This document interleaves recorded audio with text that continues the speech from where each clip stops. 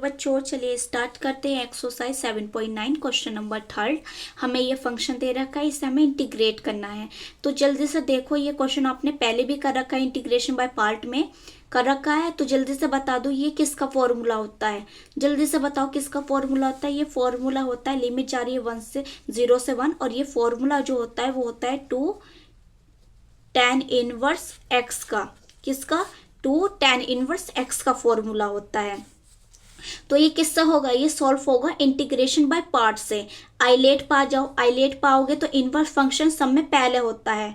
ठीक है, ये किस में आएगा? एल्जेब्रिक में आएगा। तो एल्जेब्रिक बाद में आता है, तो ये u होगा और ये b होगा। तो इसे सही करके लिख लो। इसे tan इनवर्स x को पहले लिख लेंगे, 2 को बाद में लिख देंगे। क्लियर?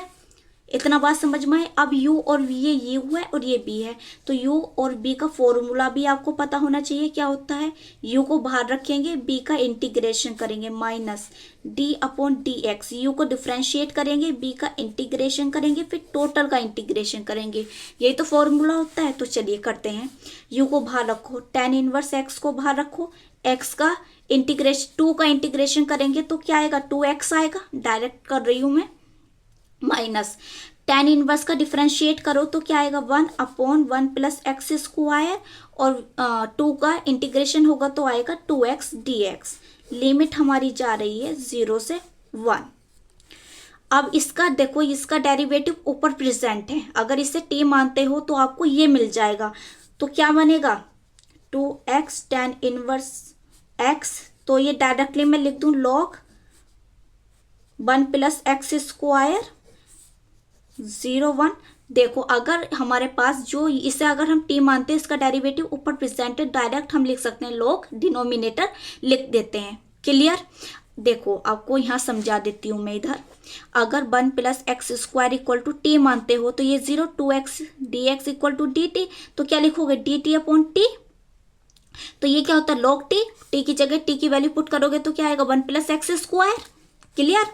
अब लिमिट पुट करो, 1 पुट करो तो यहाँ 1 आएगी। x की जगह पुट करना है, यहाँ 1 आएगा माइनस log 1 प्लस 1 का स्क्वायर 1 रहेगा माइनस। अब यहाँ पुट करोगे 0, तो tan इनवर्स 0 की वैल्यू जो होती है वो 0 होती है, तो पूरा 0 बन गया। यहाँ पुट करोगे 0, तो ये 0 बन गया। तो क्या बचेगा? सिर्फ log 1 बचेगा। अब आपको यहाँ पता भी होना चाहिए कि जो log 1 होता है उसकी वैल्यू जो होती है, वो 0 होती है। याद रखना, log 1 की वैल्यू क्या होती है? 0 होती है। तो ये 0 बन गया। तो सिर्फ हमारे पास ये बचा 2।